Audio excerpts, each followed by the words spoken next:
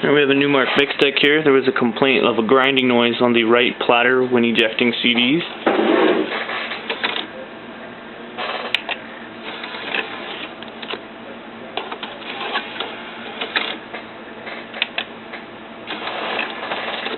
We're not hearing the noise. We're hearing the same exact on each deck.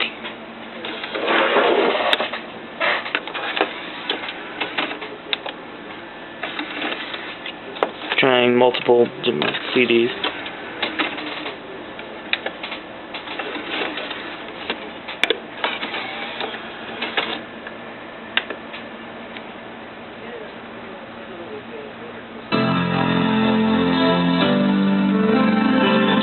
Audio is good.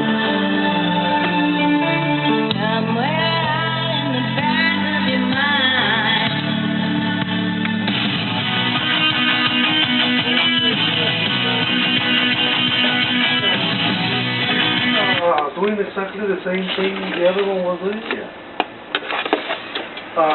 I haven't been able to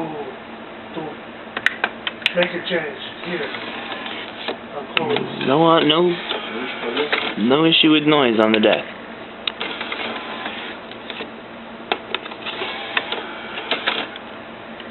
So no course.